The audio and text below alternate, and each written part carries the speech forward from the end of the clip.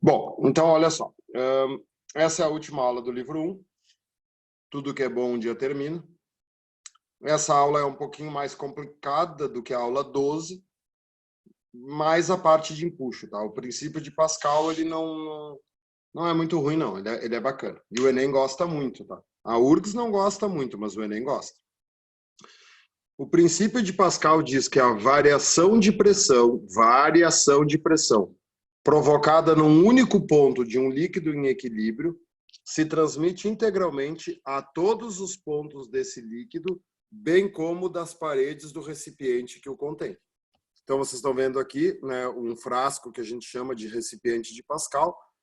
Tu vai fazer uma força aqui no êmbolo da seringa, fazendo uma força nesse êmbolo, tu aumenta a pressão dentro do sistema. O Pascal descobriu que esse aumento de pressão ele se mantém em todos os pontos. Então, olha só. Vou pegar um quadro branco, se vocês quiserem copiar no verso da folha, tranquilo, mas não precisa, tá? Para entender o Pascal, tem que pensar o seguinte, ó. Imagina esse recipiente aí de Pascal, tá? É uma seringa, né? Como se fosse uma seringa, onde tu tem um êmbolo móvel, que tu pode aumentar a pressão no sistema, e isso aqui está engatado num balão, num recipiente qualquer. Aí imagina que nesse recipiente eu tenha rolhas, tá? Eu tenha uma rolha colocada aqui, uma rolha colocada aqui e uma rolha aqui embaixo. 3 rolhas iguais, tá? Mesmo diâmetro, mesma área, tudo igual. Tá, eu vou fazer uma força aqui. Essa força vai aumentar a pressão dentro desse sistema. Claro que esse sistema não pode ter vácuo aqui dentro, né? Aqui dentro tem que ter um ar, tem que ter um gás ou um líquido. Vamos supor que nesse ponto eu tenho um aumento de pressão de 10 pascais. Observem que isso não é a pressão. Isso é o aumento da pressão. Então, se aumentar 10 pascais, o princípio diz que aqui vai ter que aumentar 10 pascais, aqui vai ter que aumentar 10 pascais e aqui vai aumentar 10 pascais. Então, o que o Pascal fazia? Ele ficava pressionando esse êmbolo, pressionando esse êmbolo, pressionando esse êmbolo até que uma rolha estourasse. Qual rolha que estourava? Todas as rolhas estouravam juntas. Todas as rolhas explodiam ao mesmo tempo. Foi aí que ele começou a pensar que a variação de pressão, né, em um ponto, se eu aumentar a pressão nesse ponto, o aumento de pressão vai ser transmitido a todos os pontos. Tá, beleza, é um princípio, é legal, mas e como que tu faz isso virar uma coisa útil, né? Por que o princípio de Pascal é tão importante para a humanidade? Legal. Vamos pensar assim, ó. O que vocês acham que aconteceria se eu trocasse essa rolinha por um rolhão? Qualquer uma dessas rolhas aqui, ó. Eu substituo isso por uma rolha maior. Uma rolha com mais área do que as outras, né? Essa área aqui, ó, né? Essa rolha aqui é um cone, né? Essa área aqui é maior do que as outras duas. Quando eu repetisse a experiência, qual das 3 rolhas agora estouraria primeiro? Primeiro ia estourar a grande ou primeiro ia estourar as pequenas? Aí que tá. O que eu vejo de confusão nesse conteúdo, tá? Quando a gente desenha essas flechas aqui, ó, muita gente entende essas flechas como sendo a pressão. Lembrem-se que pressão é uma grandeza escalar. Pressão não pode ser representado por um vetor. O que essa flecha representa, tá? Essa flecha representa a força provocada pelo aumento de pressão. Aula passada eu falei para vocês que talvez a frase mais importante da aula era aumento de pressão produz força. Então, o que acontece, tá? Quando eu trocar a rolinha por um rolhão, eu vou mexer na força, eu vou mexer nesse vetor aqui, ó. Essa força aqui que faz as rolhas explodirem vai se modificar? Bom, a gente viu que pressão mecânica é força sobre área. Se eu isolar a força, força é pressão vezes área. O princípio de Pascal diz que modificando a rolha, tu não muda a pressão. Se a pressão aqui era 10 pascais quando tu pressionou o êmbolo, aqui vai continuar 10, aqui vai continuar 10, aqui vai continuar 10. É muito importante entender que o princípio de Pascal é mesma pressão. Tem muita pergunta teórica sobre isso. A pressão não muda. Mas olha aqui, ó. Força e área são diretamente proporcionais, né? Se a pressão é a mesma. Então, essa rolhona aqui, ela tem mais área. se ela tem mais área, ela vai ter muito mais força agindo nela. Então, ela vai explodir primeiro. A resposta daquela minha pergunta é qual das três ia explodir primeiro? A de maior área, porque a de maior área vai receber mais força. Então, o que o Pascal entendeu? O Pascal entendeu que se tu misturasse corpos de áreas diferentes, esses corpos submetidos à mesma pressão teriam forças diferentes. E aí, o Pascal criou os atuadores hidráulicos. Eu vou limpar aqui o que eu fiz e vou voltar para o livro. Gurizada, eu não sei se vocês têm uma noção direito dos atuadores hidráulicos, da importância que eles têm. O que são os atuadores hidráulicos? São aqueles pistões hidráulicos que vocês já devem ter visto em tratores, em retroescavadeiras. Só que assim, ó, o carro, o freio é hidráulico, a direção é hidráulica, o elevador usa mecanismos hidráulicos. A gente usa o princípio de Pascal todos os dias. É impossível tu andar de carro e não utilizar o princípio de Pascal. Como é que se entende o princípio de Pascal? O melhor jeito de entender o princípio de Pascal é utilizando esse desenho aqui, que é a chamada prensa hidráulica. Esse desenho aqui está representando uma prensa para levar um carro para cima. Isso aqui poderia ser o freio de um automóvel, poderia ser a direção de um automóvel. O que a gente sabe hoje? Quando tu faz uma força na direção, a força que sai nas rodas é a mesma que tu faz na direção? Não, porque a direção é hidráulica. Tu faz uma força bem pequena na direção e essa força é multiplicada várias vezes lá nas rodas. Por isso que fica fácil de virar a roda do carro. Antigamente tinha um carro sem direção hidráulica, o cara tinha que fazer uma ginástica para poder dirigir o carro. Então, como é que funciona a prensa hidráulica, tá? É bom escrever aqui o título, ó, prensa hidráulica. A prensa hidráulica é a aplicação prática do princípio de Pascal. A prensa hidráulica consiste em dois êmbolos de áreas diferentes. Então, aqui, ó, tu tem o êmbolo de área 1. E aqui tu tem o êmbolo de área 2. Claro que essas áreas têm que ser diferentes, né? Se as áreas forem iguais, não faz sentido nenhum. Tu faz uma força no êmbolo pequeno. Imagina aqui, ó, eu vou descer esse pistão, como se fosse uma seringa. Vamos chamar isso de força 1. Quando esse pistão descer, né, gurizada, o que eu tenho aqui dentro? Um fluido. Esse fluido que está aqui dentro, ele vai ser deslocado para o outro lado.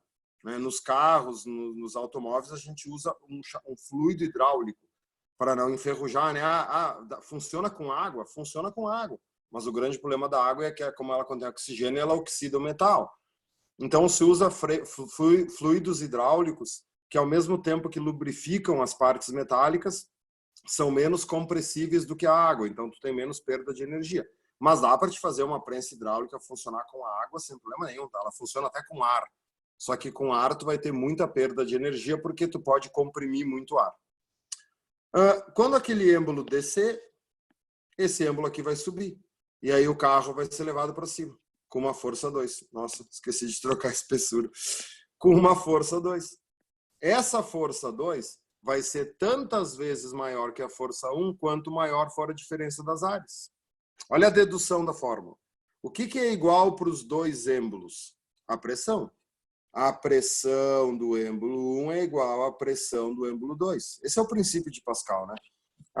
Quando esse êmbolo desceu, a pressão nesse ponto aumentou. Sim, aumentou. Só que esse aumento de pressão aqui e esse aumento de pressão aqui tem que ser o mesmo, porque foi isso que o Pascal descobriu.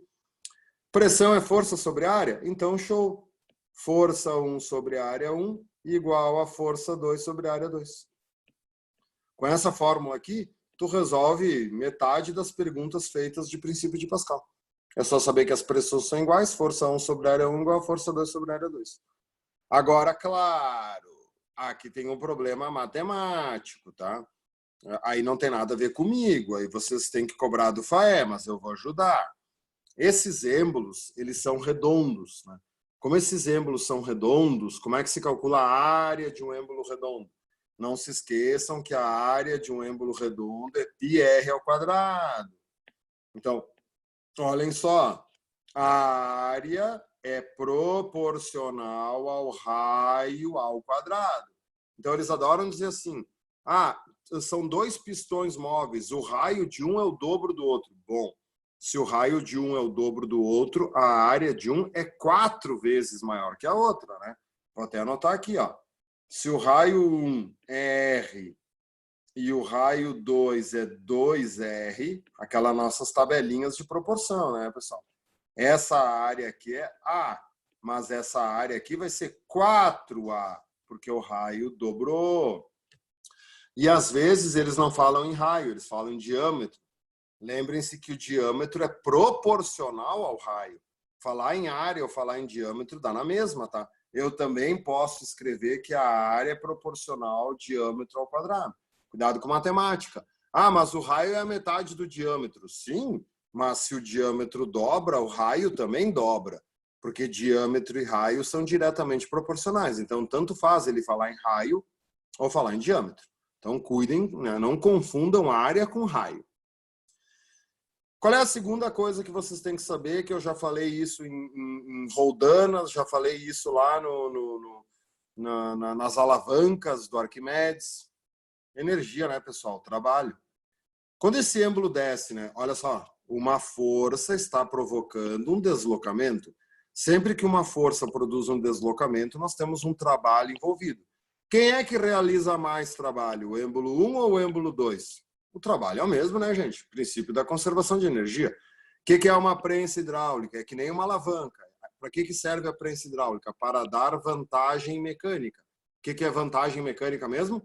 Realizar o mesmo trabalho empregando menos força. Então, tu modifica a força, mas tu não modifica o trabalho. Então, o segundo preceito do princípio de Pascal é o trabalho... Opa, deixa eu botar a caneta. O trabalho do êmbolo 1 é igual ao trabalho do êmbolo 2, ó, a conservação de energia. O que é trabalho? Força vezes deslocamento. Então, a força do êmbolo 1 vezes o deslocamento do êmbolo 1 é igual à força do êmbolo 2 vezes o deslocamento do êmbolo 2. E agora aqui é o contrário, né, gurizada? Agora não é diretamente, é inversamente, porque é uma multiplicação. Se a força 2 aumenta, a altura 2 diminui para que a multiplicação se mantenha constante. Claro, olha só. Imagina quando o êmbolo 1 desce, tá?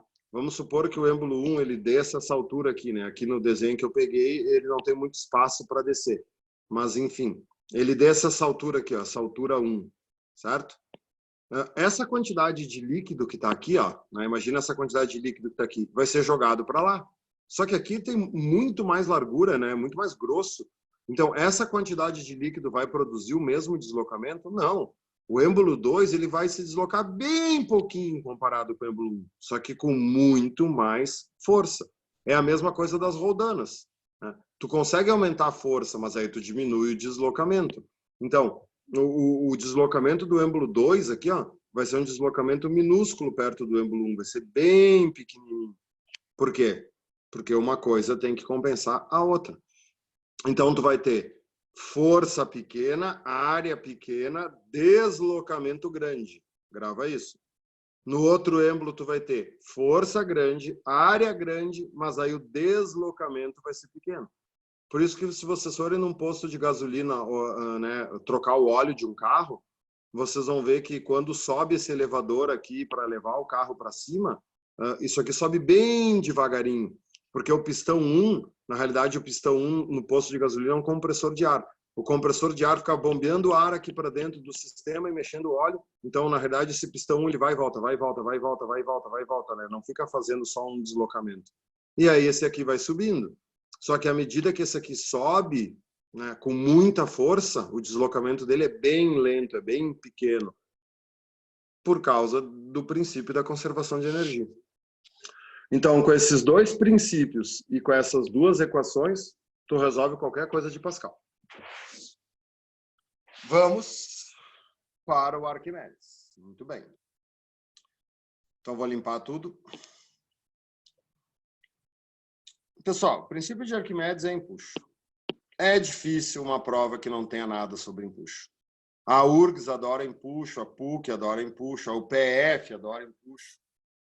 O empuxo é um dos 5 conteúdos mais difíceis da física. O que eu sempre falo para vocês?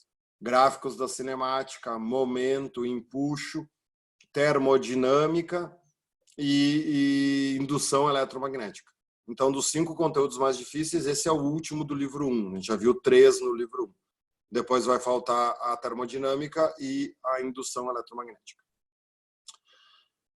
O princípio de Arquimedes, o empuxo, é a historinha da palavra eureka, tá? É bom saber isso aqui, que seguido cai a historinha do empuxo no vestibular. O que quer dizer eureka? Achei, encontrei, descobri. Reza a lenda que o rei da época do Arquimedes, tá? Como é que funciona o empuxo? Deixa eu pegar um quadro branco aqui. Ó. A lenda diz o seguinte do empuxo, tá? Que da época do Arquimedes, o rei lá da cidade, eram cidades-estados, mas enfim, o cara que mandava lá, o pica-fumo da cidade, mandou um ferreiro fazer uma coroa. E aí ele deu pro ferreiro, vamos supor assim, ó, 1 quilo de ouro e 1 quilo de prata. Tá?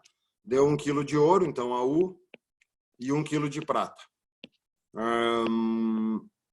Prata AG, né? Por isso que a Argentina é AG, por causa que é o Rio da Prata.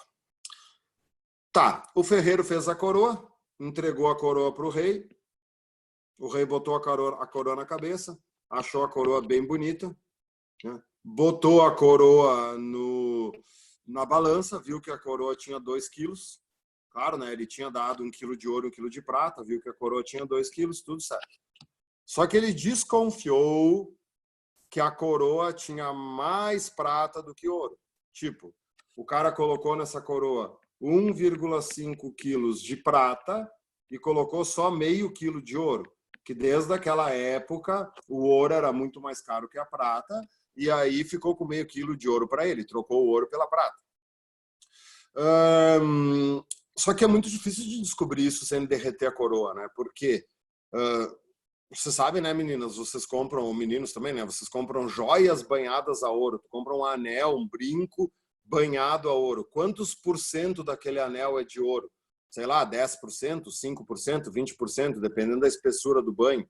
Tu olha para a joia, parece ser de ouro, mas na realidade ela é de latão, de cobre, ela só foi banhada a ouro. A mesma coisa podia acontecer com a coroa. Só que o rei gostou da coroa. Daí o rei disse para Arquimedes o seguinte, ó, descobre se ele me enganou, só que sem desmanchar a coroa. Porque se tu botar a coroa num forno e derreter o ferro, o cobre, o ouro e a prata, como eles, né, têm densidades diferentes, eles não vão se misturar, e aí tu consegue ver a quantidade de ouro, a quantidade de prata que tem. Só que o rei gostou da coroa, ele não queria desmanchar a coroa. Aí diz a lenda que o Arquimedes ficou muito tempo pensando em como fazer isso, e aí um dia, tomando banho, ele entendeu que através do empuxo seria fácil. E aí ele saiu gritando pelado na rua, eureka, eureka, eureka. Quer dizer, encontrei, descobri, achei. Por que o empuxo é fácil? Olha só, isso aqui já vai ser uma dica de várias questões. A maioria das questões, elas usam o Arquimedes, né? Elas pegam exemplos do Arquimedes. Vocês vão ver quantas questões vão aparecer de dinamômetro. O que é o dinamômetro? É um aparelho que mede força, a gente já viu, né? É uma mola. Tá, eu pego um dinamômetro, penduro o ouro e penduro a prata, né? Olha o desenho que eu vou fazer aqui já, ó, tá vendo? Eu fiz já 1 quilo de ouro e 1 quilo de prata, eu já fiz a prata maior que o ouro.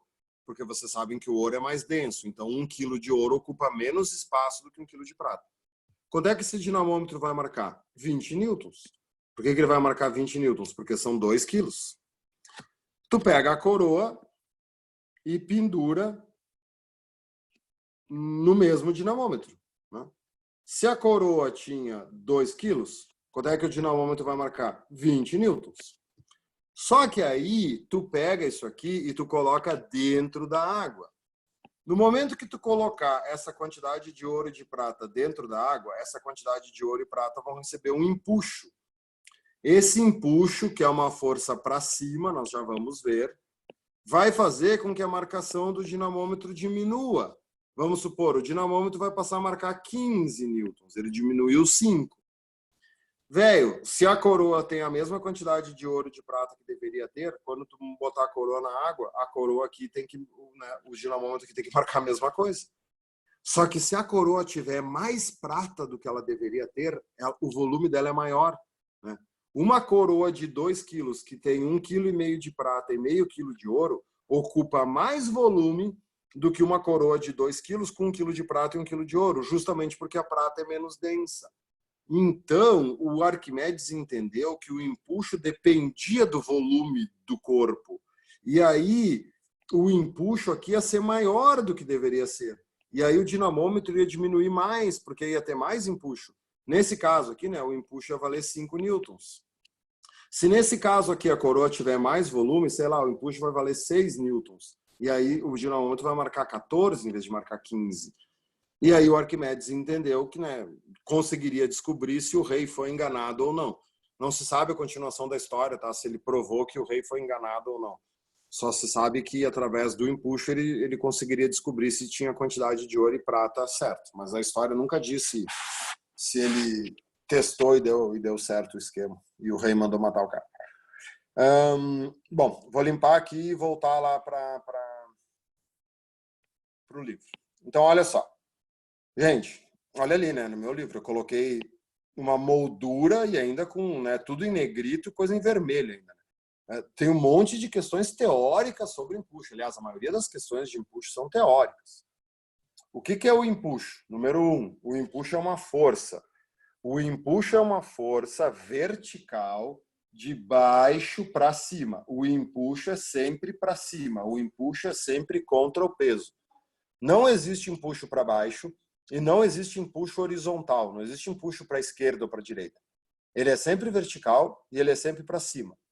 E a intensidade dele, o valor dele, é o peso do volume de fluido deslocado pelo corpo. Isso aqui, gurizada, tem que decorar, entender, como vocês acharem melhor.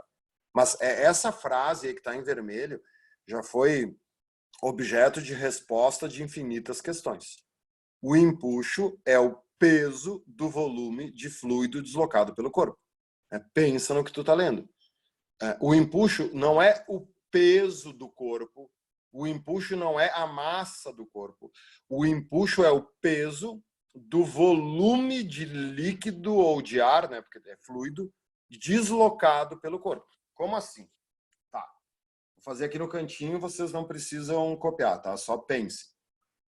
Qual é o melhor jeito de entender? Imagina que vocês peguem um copo cheio de água, com água até a boca, uma banheira, né? Cara, quando tu mergulhar um corpo dentro desse copo, é óbvio que a água vai extravasar. 2 corpos não ocupam o mesmo lugar no espaço. Então imagina que aqui tem um biquinho que seja capaz de recolher a água que vai vazar. E aqui vamos botar um recipiente para recolher essa água. Tá, daí eu pego e coloco ali dentro um corpo, um cubo, sei lá. Um cubo vai aqui para dentro e afunda aqui, ó, bate no fundo, um cubo de ferro. Tá, então isso aqui vai se encher de líquido, né? O volume deste líquido aqui vai ser igual ao volume deste corpo, porque ele está todo dentro. Então, o empuxo que o corpo vai receber vai ser igual ao peso do volume de líquido deslocado. Grava que empuxo é PVLD, peso do volume de líquido deslocado. Por que tem que ter a palavra peso? Porque o empuxo é uma força. Vai ter um monte de questões pedindo assim, ó, o empuxo é igual ao volume de líquido deslocado? Não, né? Se o empuxo fosse igual ao volume de líquido deslocado, ele não seria medido em newtons. Então, ele tem que ser o peso do volume de líquido deslocado. Por que existe empuxo? Por que quando eu entro dentro da água, tem uma força contra, né? Tem um monte de gente que bota um monte de teoria, 2 corpos não ocupam o mesmo lugar no espaço, então quando eu vou entrando, a água tem que se afastando, ela não quer se afastar, tem a ver com a tensão superficial da água. Nada a ver, pessoal, nada a ver. Empuxo é diferença de pressão. Né? A frase da aula passada, diferença de pressão produz força. Como é que funciona? Olha só, eu desenhei ali para vocês um cubo dentro de um líquido. O que a gente sabe? Existe pressão em todas as faces desse cubo? Claro, né? Pressão hidrostática. Esse cubo está dentro do líquido, então em todas as faces do cubo tem pressão. Então, vamos fazer a força, né? Vamos representar por flechinhas a força produzida pela pressão. Então, olha só. Imagina que aqui no topo do cubo tenha essa força aqui, produzida pela pressão. Então, vamos botar aqui, ó. Pressão do topo, tá? que a gente aprendeu em pressão hidrostática? Mi no H. Conforme tu vai afundando, a pressão vai aumentando. Então, tu imagina o seguinte, ó, nesse ponto aqui, tá?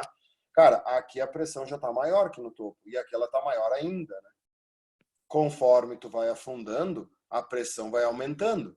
Tá, mas o que diz a lei de Stevin da aula passada? Dois pontos de um mesmo fluido na mesma horizontal têm a mesma pressão.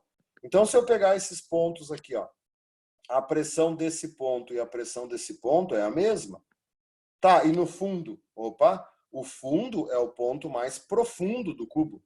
Então, essa é a pressão do fundo. Então, o que é bem fácil de analisar?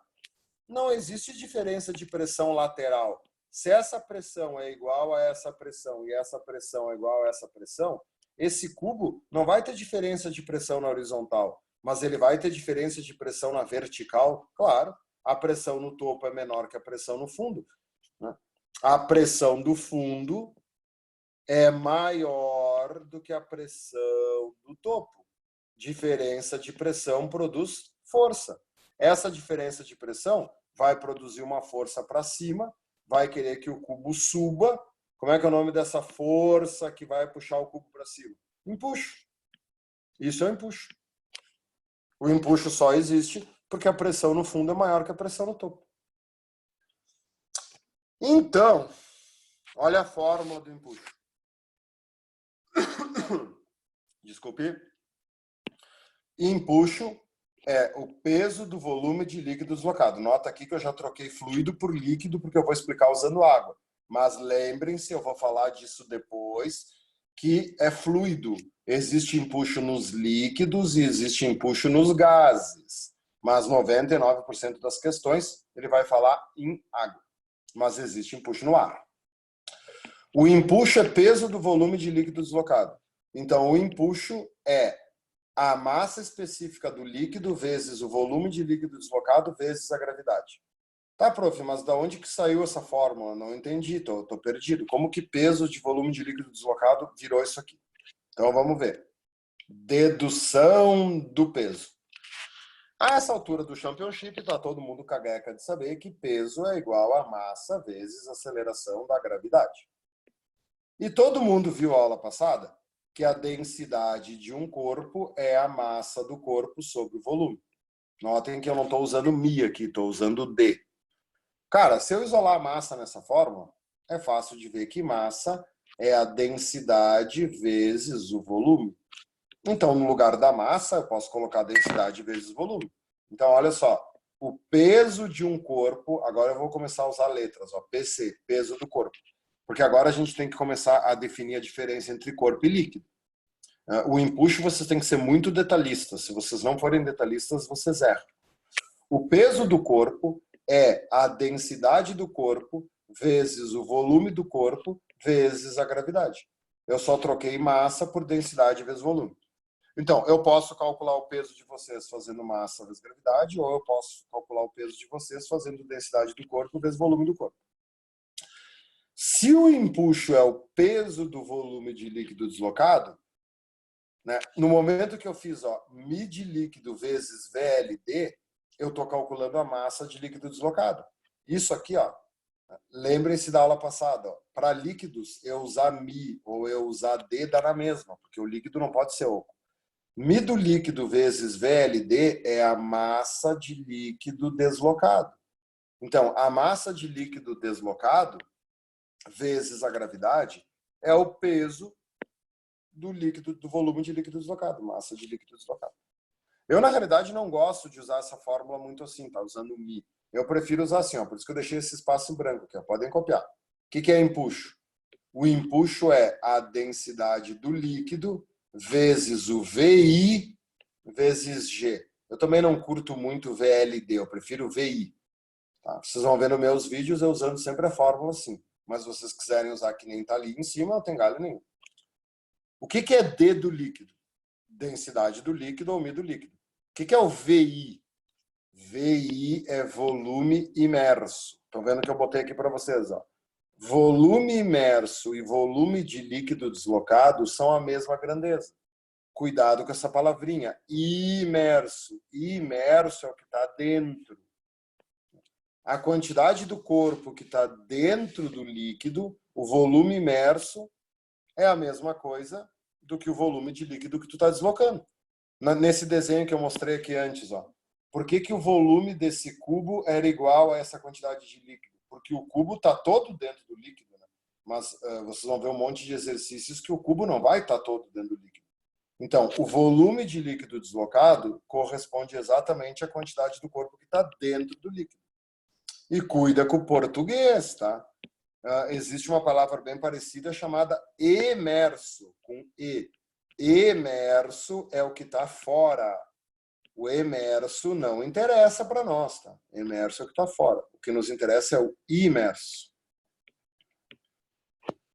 Claro, gente, que aqui vai ter muito cálculo, muita mudança de unidade. O que vocês viram na aula passada? Eles estão sempre dando a densidade da água como sendo 1. O que eu falei para vocês? Não decora que é 1, decora que é 1000. O empuxo é uma força, mano. Se ele é uma força, ele tem que ser medido em newtons. Para o empuxo ser medido em newtons, a densidade do líquido tem que estar sempre em quilograma por metro cúbico. Não inventa o grama por centímetro cúbico, não funciona. O volume imerso vai estar sempre em metro cúbico. E a gravidade, claro, vai estar em metro por segundo ao quadrado. Vai ter outra unidade para a gravidade. Olhem a beleza e a simplicidade dessa forma. Do que o empuxo depende? Da densidade do líquido, do volume imerso e da gravidade. Nessa fórmula não tem densidade do corpo, não tem volume do corpo, não tem profundidade. Tem um monte de questões pedindo, conforme a profundidade aumenta, o empuxo aumenta. Não, né, pessoal? Olha para esse desenho aqui. Por que o empuxo não tem nada a ver com a profundidade? Mas, prof, conforme esse corpo for afundando, a pressão no fundo vai aumentando. Sim, mas a pressão no topo também vai aumentando. O empuxo não é produzido pela pressão do fundo ou pela pressão do topo. O empuxo é produzido pela diferença de pressão. A diferença de pressão, na realidade, ela depende dessa distância aqui, ó, que é a altura do corpo. Então, não depende da profundidade.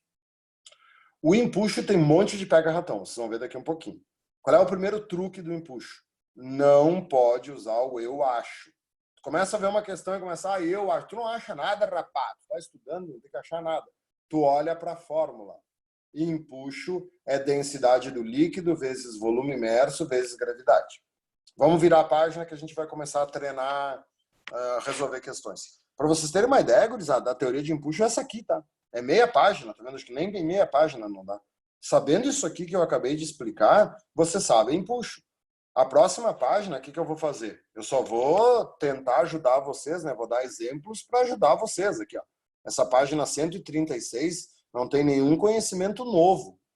É só exemplos para tentar deixar a coisa um pouco mais clara. Mas conhecimento novo não tem nenhum. Então, olha o primeiro exemplo que eu coloquei aqui, tá? Vamos preenchendo o livro aí. Nós temos um tanque com água. Nós temos dois corpos maciços. Um de isopor e um de ferro. Os dois são iguais, o volume deles é o mesmo. Se tu olhar eles, tu não consegue saber qual que é isopor e qual que é o ferro. Imagina os dois pintados da mesma cor. Claro que na hora que tu pegasse na mão, daí tu ia saber qual que é o isopor e qual que é o ferro por causa do peso. Mas olhando, tu não tem como saber. O isopor maciço flutua na água, o ferro maciço afunda na água. Então, qual é a primeira pergunta que vai ser feita aqui?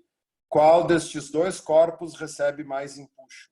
Quem é que ganha mais empuxo, o isopor ou o ferro? Aí começa a festa.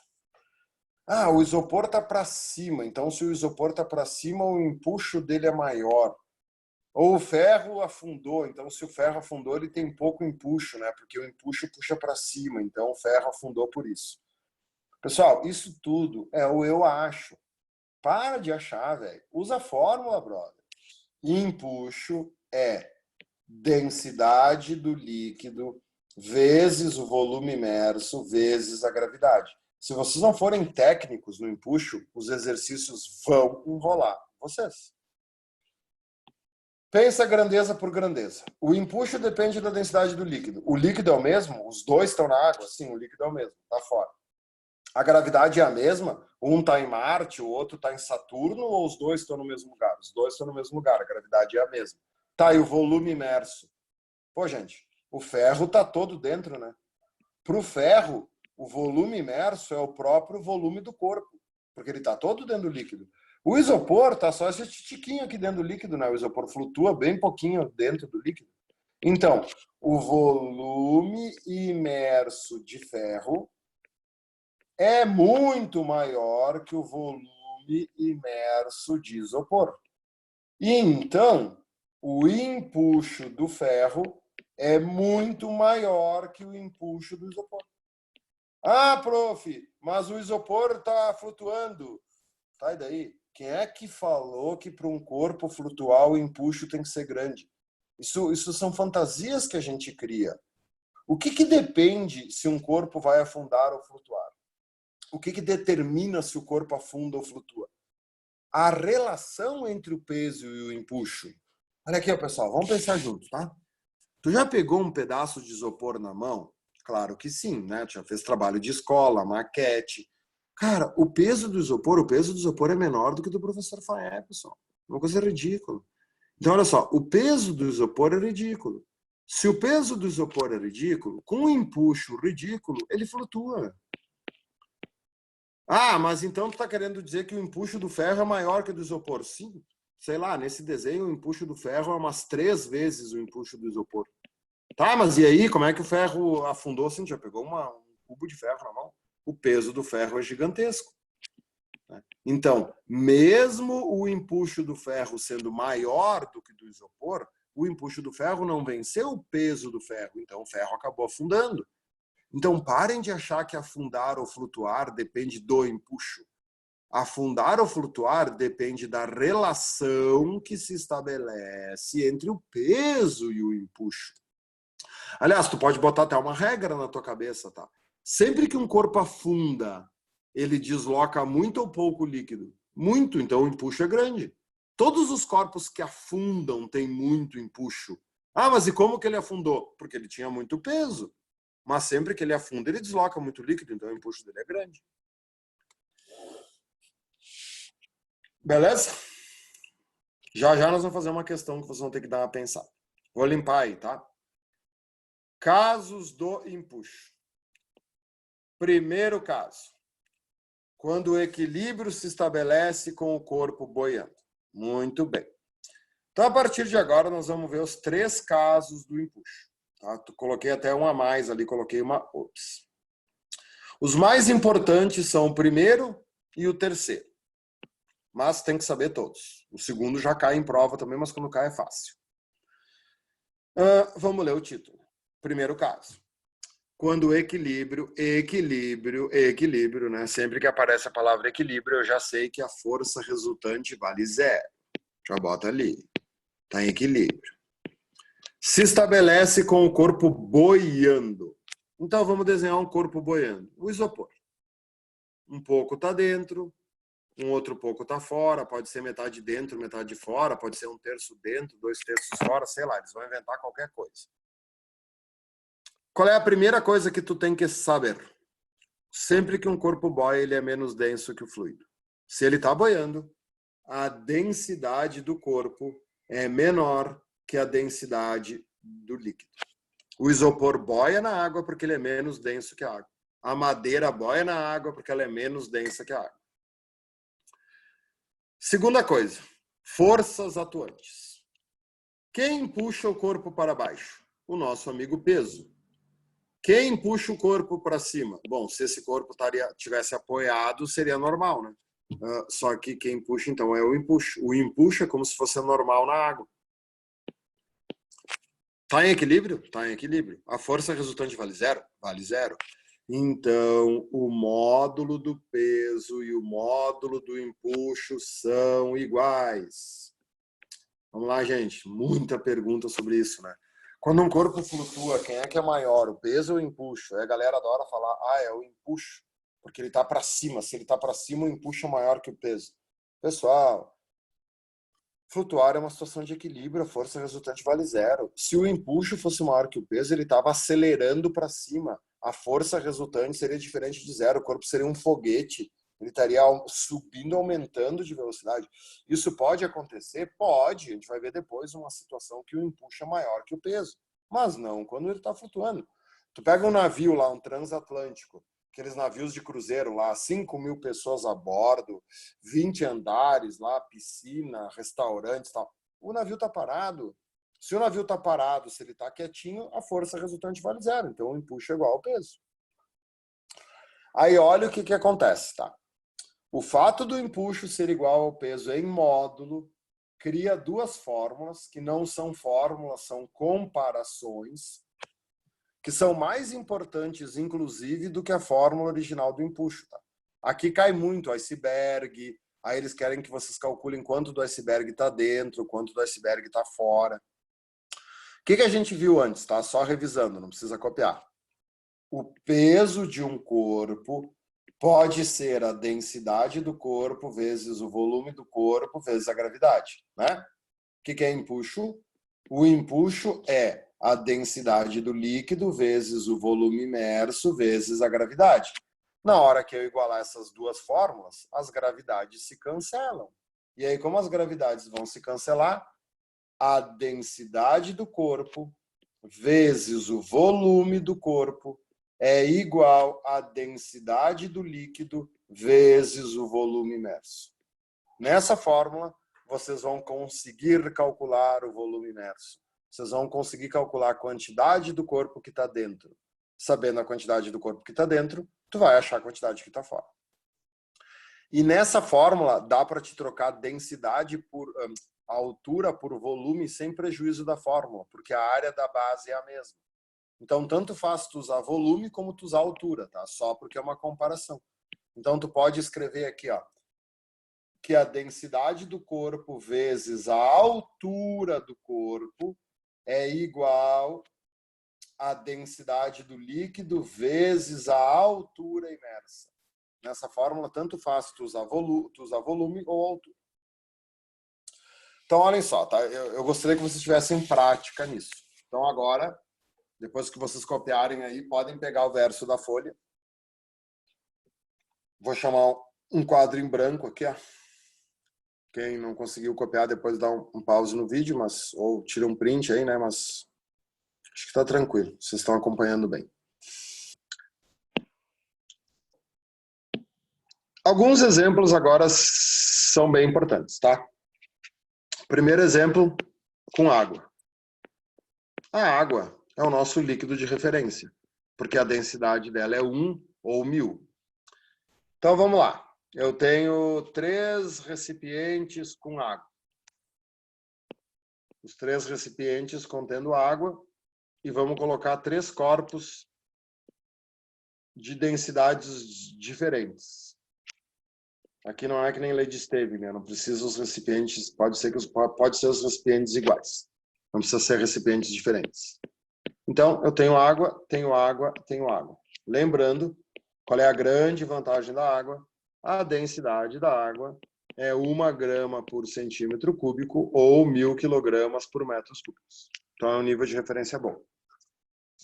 Imagine eu colocar 3 corpos aqui, esses 3 corpos ficam flutuando. Só que o primeiro corpo, ele fica flutuando assim, ó. 20% do corpo fica dentro da água, ou 1/5 do corpo. Tem problemas que vai ser em fração, tem problemas que vai ser em porcentagem aqui, né? A matemática é infinita. O segundo corpo, ele fica metade, metade. 50% fica dentro da água. E o terceiro corpo é quase um iceberg. O iceberg, ele fica com 90% dentro da água, por isso que o Titanic afundou. Mas vamos botar aqui que esse corpo fica com 80% dentro da água. Esses 3 corpos são menos densos que a água? Sim, esses 3 corpos são menos densos que a água. Só que, entre eles, né, eu tenho o primeiro, o segundo e o terceiro. Entre eles, é claro que o terceiro é mais denso, porque ele está flutuando mais para dentro. O que a fórmula me diz? Quer ver? Olha só. A densidade do corpo vezes volume do corpo igual a densidade do líquido vezes volume imerso. Cara, isso aqui é uma comparação. Numa comparação, vocês podem usar o que vocês quiserem, tá? Pode usar porcentagem, pode usar fração. Então, imagina esse exercício aqui, ó. um corpo está flutuando na água, a densidade da água é 1, 20% do corpo está dentro. Eu quero saber a densidade desse corpo. Quanto vale a densidade desse corpo? Olha que barbada. Cara, não sei a densidade do corpo. Beleza. Qual é o volume do corpo? O volume do corpo é 100%. 20% está dentro, 80% está fora. O volume do corpo é 100%. Se fosse uma fração, o que é 20%? 1/5. Tá, daí estaria 1/5 dentro, então estaria 4/5 fora, tá? Então qual é o volume do corpo? 1, daí tu colocaria se fosse uma fração, né? Porque é 1 inteiro. Qual é a densidade do líquido? 1. Vou usar... mas não tem que ser 1000, prof. Não, aqui é uma comparação, aqui eu uso a unidade que eu quiser. Posso botar grama por centímetro cúbico. Tá, e qual é que é o volume imerso? O volume imerso é 20%. Se eu usei 100% aqui, eu posso usar 20% aqui, porque se cancela. Né? Aí o que acontece? Ó? A densidade do corpo, ó, né? O 10 passa dividindo, a densidade do corpo é 0,2. Então, o que eu estou tentando mostrar para vocês? Quando é água, é barbada, não precisa calcular. Se está 20% dentro, a densidade do corpo é 0,2. Esse corpo está 50% dentro, legal, então a densidade dele é 0,5. Ele tem a metade da densidade da água. Aliás, sempre que um corpo flutua metade dentro, metade fora, a densidade dele é a metade da densidade do líquido que ele está. Nem sempre vai ser água, tá? Se o corpo está 80% dentro, então a densidade do corpo é 0,8. Tudo isso porque a densidade da água é 1. Claro, se fosse um líquido de densidade 1,5, bom, daí tu ia ter que calcular 20% de 1,5, 50% de 1,5, 80% de 1,5. Mas a maioria das vezes é água, daí, né? O que acontece, né? Peguem fotos de iceberg. Ou chega em casa agora chega em casa, tu tá em casa. Pega um copo com água e bota um cubo de gelo a flutuar e espera ele se estabilizar e fica olhando. Se vocês pegarem um copo com água e vocês botarem um bloco de gelo a flutuar, o que vocês vão ver? Vocês vão ver que o gelo, ele mal e mal vai ficar ali, né? O gelo vai ficar assim, ó. Fica mal e mal um negocinho aqui, ó. E quase todo o gelo aqui, ó. A densidade mais correta do gelo, tá? A gente arredonda para 0,9. A densidade do gelo, sabe? Claro, sob pressão de 1 atm, né? Temperatura, condições normais de temperatura e pressão, é 0,92 gramas por centímetros cúbicos. Quando a água congela, ela aprisiona ar no seu interior. Vocês veem química, né? Forma aqueles retículos cristalinos e tal. Então, a água é uma exceção. A água na fase sólida é menos densa que a água na fase líquida. Aliás, a água tem um monte de viagem, né? Depois, mais adiante, no livro 3, a gente vai conversar bastante sobre a água. Isso aqui não é normal, tá? A maioria das substâncias na sua fase sólida afunda na sua fase líquida, tá? Somente algumas substâncias que sofrem essas anomalias, que a fase sólida é menos densa que a fase líquida. Não pensa que isso é normal. Então, o que acontece com o gelo? 92% dele fica dentro da água. Então, tu vê, um bloco de gelo, 92% dele fica dentro da água. Por isso que a gente mal e mal vê uma pontinha de gelo para fora da água, né? Bota um copo com gelo aí hoje, por favor, fica olhando, pense. Mal e mal fica um pouquinho do gelo aqui, né? Por isso que a gente diz que o Titanic afundou. O Titanic era o monstro do navio. Aí eles olharam lá o iceberg. O iceberg tinha 3 metros para fora da água. Tá, então o navio passaria por cima. Sim, mas se ele tem 3 metros para fora, ele tem 27 para dentro, né, aproximadamente, porque ele é sempre 9 vezes mais para dentro do que para fora. Então, 3 metros para fora, tu teria aproximadamente 27 metros para dentro. Daí, claro, né, fez o navio afundado, aí avariou o navio. Então, tem que cuidar com isso. Todas essas observações agora sobre a vida real são muito importantes, principalmente por Enem. Beleza? Vou limpar aí.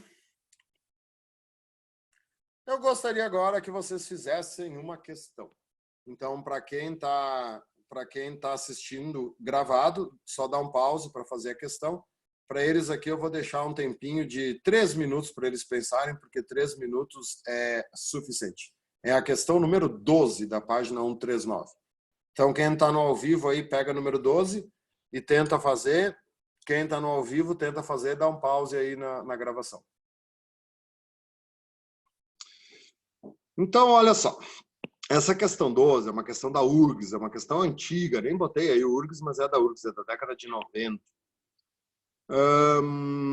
Primeira coisa dessa questão, né, que muita gente reclama. Eles não deram a relação entre a densidade da água e a densidade do álcool, né? Eles não disseram que o álcool é menos denso. Vamos reclamar. Bom, primeiro que não adianta reclamar, né? Eles fazem o que eles querem. A segunda coisa é bom saber, tá? O álcool ele é menos denso que a água. A densidade da água é maior que a densidade do álcool. Opa, fiz ao contrário aqui, né? Desculpe. A densidade da água é maior que a densidade do álcool. Se tu misturar álcool com água, o álcool fica em cima e a água fica embaixo. Aí, olha só. Um sólido flutua parcialmente mergulhado na água. Então, ele boia. O mesmo sólido é posto a flutuar em álcool. Opa! O mesmo sólido flutua em água e em álcool. Isso quer dizer que ele é menos denso que a água e que ele também é menos denso que o álcool, certo? O empuxo exercido pelo álcool é... Aí, olha só. Tá, o professor me ensinou a não fazer usando eu acho, a pensar na fórmula. Então, a fórmula diz que o empuxo é densidade do líquido vezes volume imerso vezes gravidade. A gravidade é igual para todo mundo, esquece. Densidade do líquido. Bom, a água é mais densa. E o volume imerso? O volume imerso, bom, sei lá eu, né? Não sei, então acho que é o mesmo, né? Está flutuando. Então, se a densidade da água é maior, o empuxo da água é maior. Né? Como ele pede aqui o empuxo exercido pelo álcool, então o empuxo do álcool é menor. Aí um monte de gente vem e coloca a letra A. Não, pessoal, não. Está errado. Tu foi inocente. Quem colocou letra A está na inocência. Por quê? O que resolve essa questão não é se é água ou álcool, é a palavra flutua. A coisa mais importante dessa questão é a palavra flutua. Por isso que o empuxo ele é cheio de pega-ratão. Vocês vão ver hoje, vocês vão ver nos temas. Né? O empuxo ele é desgraçado. Olha essa palavra aqui, ó, flutua. Vamos analisar o que a gente acabou de aprender. Bom, se eu pegar um corpo e eu colocar este corpo na água, e ele flutua na água. A questão não me disse, né, quanto dentro fica, quanto fora fica. Vou inventar aqui. Vou botar metade dentro, metade fora. Então, vou botar um corpo na água, ele fica metade dentro, metade fora. Mas o que eu tenho certeza? Sempre que um corpo flutua, o peso do corpo e o empuxo em módulo são iguais. Então, o peso do corpo é igual ao empuxo da água. Beleza? Foi isso que eu acabei de aprender. O mesmo sólido é posto a flutuar em álcool. Tá, então, o mesmo sólido foi colocado no álcool, mas ele também ficou flutuando no álcool. Olha como é que eu vou fazer o desenho agora. Ó. Já vou fazer o desenho de maneira correta para ajudar vocês a entender. Ó. Tá vendo? Eu estou botando ele mais dentro do álcool. Porque o que eu tenho certeza? Se o mesmo sólido é posto a flutuar em álcool, o peso do corpo é igual ao empuxo do álcool, né? Ele está flutuando. Então, conclusões matemáticas básicas. Se o peso do corpo e o peso do corpo são iguais, e aqui o peso do corpo é igual ao empuxo da água e o peso do corpo é igual ao empuxo do álcool, então a única conclusão óbvia é que o empuxo exercido pela água e o empuxo exercido pelo álcool são iguais. Prof, mas como é que o empuxo exercido pelo álcool e pela água são iguais se as densidades são diferentes? Por causa do volume imerso. Olha o desenho que eu fiz, né? Eu coloquei o corpo mais dentro do álcool do que na água. Uma coisa compensa a outra. Tem muita pergunta assim, ó. O mar é água salgada. A água do mar é mais densa que a água da piscina. Uma pessoa flutua na piscina, uma pessoa boia na piscina. Uma pessoa boia no mar. Todo mundo sabe, por regra, né, por experiência, que boiar no mar é mais fácil. Então... Quando a pessoa boia no mar, ela recebe mais empuxo. Não, né? Porque se tu tá boiando, o teu peso tem que ser igual ao teu empuxo. Se tu boia na piscina e tu boia no mar, o teu peso é o mesmo. Então, o empuxo no mar e o empuxo na piscina são iguais. Tá, mas por que no mar tu boia mais fácil? Porque a água é mais densa, então tu entra menos. E aí, como tu entra menos, tu tende a achar que o empuxo é maior. Mas ele não é maior, ele é igual, só que para ele ser igual, tu precisa entrar menos. Então, quanto mais denso for o corpo, né, quanto mais denso for o líquido, menos o corpo entra naquele líquido. Claro, no caso de flutuar, né? Quanto menos denso for o líquido, mais o corpo entra, tá vendo? Por isso que no álcool o volume imerso é grande, né? Se a densidade do líquido diminui, o volume imerso aumenta para compensar. Tudo isso que eu estou falando é para a situação de flutuabilidade. Olha como, né, o empuxo muda tudo. Se a palavra aqui não fosse flutuar, fosse afundar, um sólido afunda na água, o mesmo sólido afunda no álcool. Ah, bom. Se o corpo afundou na água e depois ele vai afundar no álcool, o volume imerso vai ser o mesmo. E aí, se o volume imerso é o mesmo, bom, aí o empuxo só vai depender da densidade. Aí a resposta seria a letra A. Tá? Se fosse afunda e não flutua, a resposta seria a letra A. Por isso que flutuar é uma situação difícil, eu tenho que estar sempre pensando, porque o volume imerso muda. Beleza? Espero que tenham entendido. Se alguém tiver alguma pergunta, manda aí no chat que eu ajudo. Vamos ver agora as outras situações que tem que ver do empuxo. O que é a segunda situação, tá? A segunda situação, o corpo fica em equilíbrio em qualquer profundidade. Por que essa situação é a que menos cai? Bom, essa é a que menos cai porque ela é a mais fácil de entender. Em qualquer lugar que tu botar o corpo, né, só que ele não pode nem flutuar nem bater no fundo. Ele tem que estar ali no meio. Se vocês acharem um corpo que tem exatamente a mesma densidade da água, tu bota ele a 1 metro de profundidade, ele fica parado. Tu bota 2, ele para. Tu bota 3. Em qualquer lugar ele para. Então, o que acontece? De novo, nós temos o peso puxando para baixo e o empuxo puxando para cima. De novo, apareceu a palavra equilíbrio. Então, a densidade do corpo e a densidade do líquido são iguais. É uma situação muito especial onde as densidades são iguais. O peso também é igual ao empuxo. Claro, sempre em módulo. A URGS já fez isso 2 vezes nos últimos anos, tá? Quando um corpo flutua, o peso é igual ao empuxo. Não, tem que ter a palavra módulo. Essas 2 grandezas nunca serão iguais, porque elas têm sentidos opostos. Empuxo e peso são forças, forças são grandezas vetoriais. Uma grandeza vetorial tem número, unidade, direção e sentido.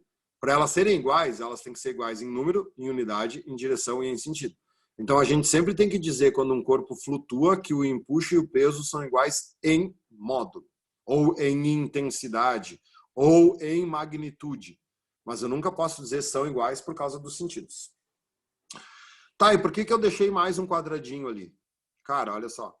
Lá na primeira questão, né, tu tinha que calcular o volume imerso, tu tinha que calcular a quantidade que estava dentro. Só que aqui o corpo está todo dentro.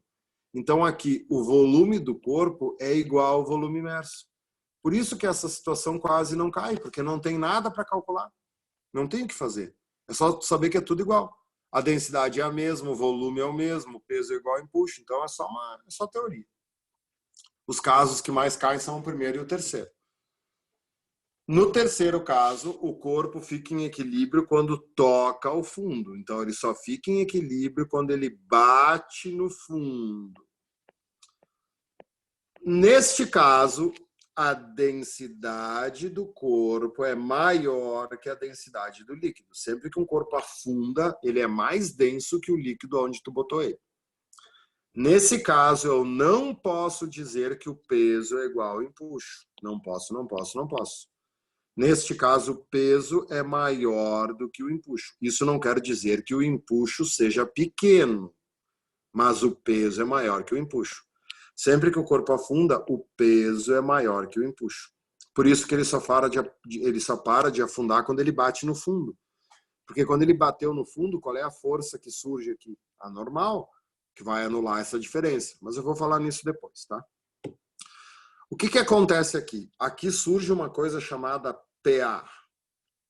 PA é peso menos empuxo. O que é esse PA? Esse PA é o famoso peso aparente.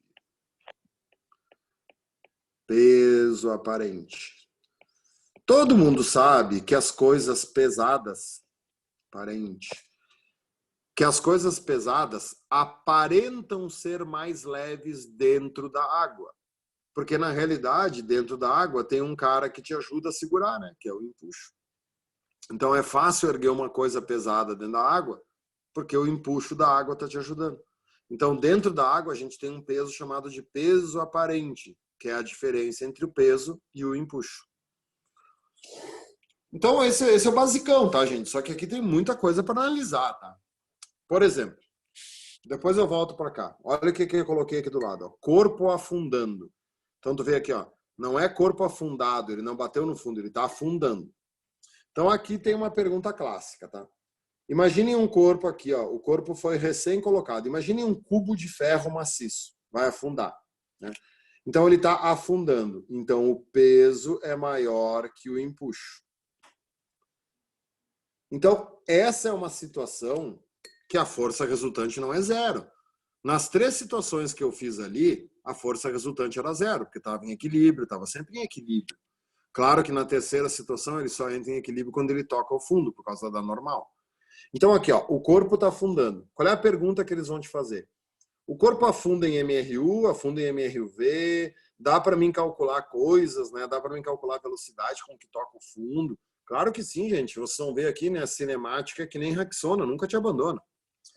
Então, olha só, primeiro tem que estipular se vai ter atrito ou não vai ter atrito. Né? Então, corpo afundando, vamos escrever aqui, ó, que a força de resistência da água é desprezível.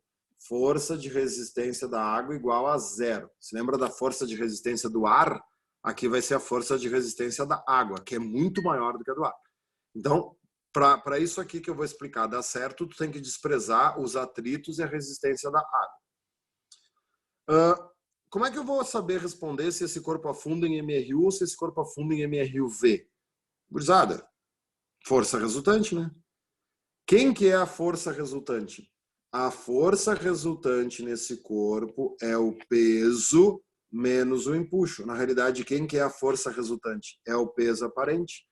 O peso aparente é a força resultante até o momento que tu toca no fundo. Enquanto o corpo está afundando, essa força resultante é variável ou constante? Tá, enquanto o corpo está afundando, essa força resultante é constante. Porque o peso é sempre o mesmo e o empuxo vai ser sempre o mesmo. A gente já viu que o empuxo não depende da profundidade. O que uma força resultante produz? Uma força resultante constante produz? Uma aceleração constante. Então, esse corpo desce com uma aceleração constante. Como é que é o nome do movimento que tu faz quando tu tem aceleração constante? MRUV. Então, o corpo afunda em MRUV. Esse corpo vai afundar e a velocidade dele vai aumentando. Os caras vão te dar aqui, ó, não precisa copiar, tá? Vão te dar a profundidade do lago e vão te pedir, né, a velocidade com que ele chega embaixo. Com essas fórmulas aqui e usando massa vezes aceleração, tu calcula a aceleração, depois tu usa a Torricelli e tu calcula a velocidade que ele chega embaixo. Tu vai acabar caindo no MRUV.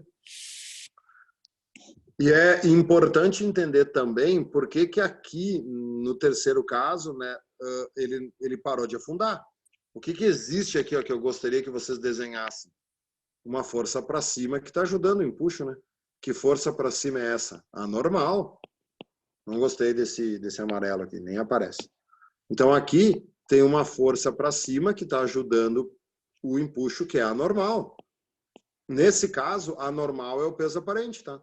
Se pedissem para vocês e eles perguntem quanto vale a força normal nesse caso? Peso menos empuxo. Porque até o momento que o corpo estava caindo, até o momento que ele estava afundando, a força resultante era o peso menos o empuxo, era o peso aparente. Quando ele bateu no fundo, a força resultante passou a valer zero. Então, nessa situação aqui, a força normal também vai ser o peso menos o empuxo. Porque é a normal que está deixando o corpo parado, que está anulando a resultante. Então, observe, na primeira situação, o peso e o empuxo eram iguais em modo. Na segunda situação também. Na terceira situação, o peso é maior que o empuxo. Tá, e pode ter uma situação contrária, que o empuxo seja maior que o peso? Claro que sim. Vou limpar, tá? Claro que sim. Tudo é possível. Todo mundo já foi numa piscina e já brincou com uma bola, né? Imagina aquelas bolas de plástico, aquelas bolas que não afundam. Cara, tu faz uma força desgraçada para afundar a bola. E aí tu solta ela lá embaixo. Ela sobe com tanta velocidade, com tanta aceleração, que ela chega a saltar para fora da piscina quando ela chega. Né? Então imagina essa OBS aqui que eu coloquei, tá? Aqui tu tem um corpo que flutuaria, por isso que a corda está espichada, né, para cima.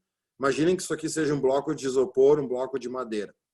Se tu cortasse essa corda, o corpo flutuaria. Então, essa situação é invertida. O corpo ele está amarrado no fundo, esse corpo quer subir. Então, o que ele tem aqui? Ele tem muito empuxo e pouco peso. O empuxo é grandão, o peso é pequenininho. Tá, então quem que está ajudando, né? Quem é que está segurando essa diferença? A corda, né, gente? Como é que é o nome da força que a corda faz? Tensão ou tração. Então, nessa situação aqui, a tensão ou a tração no cabo seria o empuxo menos o peso. Porque essa situação é uma situação especial onde o empuxo é maior que o peso. Então, isso também pode acontecer. Não é muito comum, mas pode acontecer. Beleza? Antes de prosseguir para a última parte da aula, eu quero que vocês façam mais um exercício para falar de uma outra coisinha importante de empuxo. É um exercício que eu sempre peço em aula. Então, vou limpar aqui. Mesmo mecanismo de antes, né? Quem está assistindo gravado tenta fazer e depois começa de novo. Vocês aí eu vou deixar 5 minutinhos. Esse é mais chique. É o número 10 da URGS de 2000. Aliás, o dia que vocês quiserem fazer uma prova boa de física, peguem a URGS de 2000, tá? Eles resolveram deixar marcado realmente, né, a passagem do milênio e fizeram uma provinha de física que é o demônio do capeta. Era uma prova de 30 questões ainda, não era 25. É bem bacana. Então façam aí, tá? Essa 10 aí. Vou dar um pause. Muito bem. Então vamos lá. Olha só. Aquela brincadeirinha que eu sempre faço. As provas não têm cabeçalho. Eu me lembro muito dessa questão de 2000, tá? Já fazem 20 anos. Quando os alunos pediam para a gente resolver essa questão depois da prova, né? Eles vinham lá, prof, não consegui resolver essa, faz essa para mim. E eu pensava no empuxo, ensinava eles a fazer por empuxo, eles diziam, mas eu nem pensei que essa questão era de empuxo. Notem que nenhuma vez essa questão menciona a palavra empuxo, que essa questão não fala em água, não fala em líquido. O que acontece, tá? Tu tem uma balança de braços iguais, aquelas famosas balanças de braços que tem nos laboratórios de física e de química, e aí tu pendurou um corpinho de metal e um corpinho de madeira bem leve dentro de uma campânula de vidro onde tu fez vácuo. Tá, e aí a balança ficou em equilíbrio. E aí ele pede, o que aconteceria com a balança se o ar retornasse para o interior da campânula? E aí a galera pensava em pressão atmosférica, pensava em não sei o quê. Por que era difícil pensar em empuxo? Porque a gente acaba viciando em fazer o empuxo sempre na água, água, água, água. A gente se esquece que o empuxo é de fluido. O empuxo existe em todos os fluidos, seja ar ou seja água. Só que o empuxo, para nós, é desprezível. Por quê? Porque a densidade do ar é muito pequena. Então, olha só. Antes de resolver essa questão, eu quero que tu pegue o verso aí, pode ser o verso lá da teoria, tá? Vamos fazer um caso aqui que é bem importante, tá? Que é balão de ar quente. Então, pega aí o verso da folha. Pode ser lá onde tu copiou aqueles casos lá da água, lá, né? Do 02, 05, 08. Deve ter espaço, bota aí. Balão de ar quente. Ou balão de hélio, aqueles balões de festa de criança. Mas vamos fazer de ar quente. Como é que esses balões sobem? Como é que o balão de ar quente funciona? Cara, tu tem, né, uma cestinha lá, aí essa cesta consegue levar 2, 3 pessoas, depende do tamanho do balão. Tem uns balões gigantes que levam mais gente, mas não é normal. E aí tu tem o balão. Tá. Aí o que os caras fazem? Os caras ligam lá, né, gás, e aí os caras aquecem esse balão, aquecem o ar dentro do balão, fica quente, quente, quente, quente, quente, até que uma hora o balão começa a subir. O que acontece, tá? Conforme o ar vai esquentando aqui, esse invólucro aqui do balão ele vai ficando esticado, esticado, esticado, esticado, esticado, esticado. Por quê? Porque o ar quente ele vai, né? Ele vai aumentando de volume. Qual é a pergunta clássica? Como é que é o nome da força que faz o balão de ar quente subir? Como é que é o nome da força que faz o balão de hélio subir? Empuxo, pessoal. Empuxo. O empuxo, o balão de ar quente ele sobe ou ele se estabiliza porque é uma briga entre o empuxo e o peso. Ah, mas tem empuxo no ar? Claro que tem empuxo no ar. Só que o ar, tá? A densidade do ar, claro, varia muito, muito, muito, tá? Mas um valor padrão que vocês podem pensar é que a densidade do ar é 1 quilo a cada metro cúbico. Então, tu vê, a densidade do ar é 1000 vezes menor que a densidade da água. Então, para te ter empuxo no ar, tu precisa de volumes gigantescos. Por isso que para o balão de ar quente conseguir levar 2, 3 pessoas para cima naquela cestinha, o volume dele é muito grande. Porque para te conseguir uma força que aguente o peso de 2, 3 pessoas, tu precisa de muito volume. Então, olha só. Vida real agora, tá? O que vocês aprendem até hoje, tá? Ah, eu estou sentado na cadeira e assistindo a aula de física. Tá. O que eu aprendi? No meu corpo tem 2 forças agindo. Tem o peso e a normal. Então, tu tá ali sentadinho na cadeira, assistindo a aula, né? Aí o prof me ensinou lá na aula 5 que o peso puxa para baixo, a normal puxa para cima. Eu estou em equilíbrio porque uma anula a outra. Verdade ou mentira? Mentira. No teu corpo também tem empuxo. Gurizada, a gente nada numa piscina de ar. Você lembra que eu falei isso aula passada? Nós estamos sempre cercados por ar. Então, todos nós agora estamos recebendo empuxo. Só que esse empuxo é muito pequeno. Imagina só, tá? A densidade do ar é 1 grama por metro cúbico. Qual é o volume em metros cúbicos que uma pessoa normal ocupa no ar? Imagina, 1 metro cúbico é muita coisa, tá? A pessoa ocupa 0,1 metros cúbicos. Tá, então a gente recebe o empuxo de 1 newton. Então o que acontece, tá? Ah, tu tem uma massa de 70 quilos. Tá, tu tem uma massa de 70 quilos. Beleza. Então o teu peso é 700 newtons. Tá, então o teu corpo está recebendo um empuxo de 1 newton. Tá, então a normal ela não vale 700, a normal vale 699. Então, na prática, né, porque, claro, a força resultante é 0, isso é indiscutível. Então, se tem 700 para baixo, tem que ter 700 para cima. Então, na prática, tu acaba desprezando esse empuxo do ar, porque para esse empuxo do ar ser considerável, tu precisa ter um corpo muito grande. Mas ele existe. Então, olha só, agora eu vou voltar lá para a questão. Tá? O que essa questão da URGS mostra? Todos os laboratórios bons de física e de química, num canto lá do laboratório tem esse esquema aqui montado. Tem uma balança de braços numa campânula de vidro onde tu pode apertar o botão e fazer vácuo. Porque se tu não fizer vácuo, tu nunca consegue medir realmente a massa dos corpos, porque tu sempre vai ter um empuxo. Então olha o que a URGS fez. Eu coloquei o corpo de metal e o corpo de madeira no vácuo. E a balança ficou em equilíbrio. Bom, se ela ficou em equilíbrio no vácuo, eu tenho certeza que no vácuo não tem empuxo, porque tem que ter ar para ter empuxo, né? Então, olha só, o que a URGS está me dizendo em outras palavras? Bom, aqui eu tenho o peso do metal. Aqui eu tenho o peso da madeira. Se no vácuo ficou em equilíbrio, com certeza o peso do metal e o peso da madeira são iguais. Joia. Por isso que a madeira é maior, tá vendo?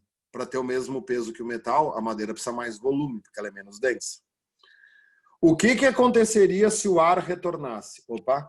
Se eu tirar essa campânula e o ar voltar, surge o empuxo.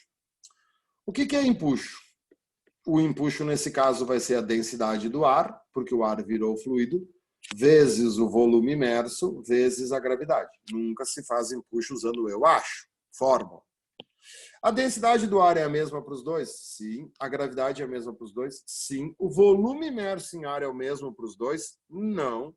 A madeira é maior que o ar.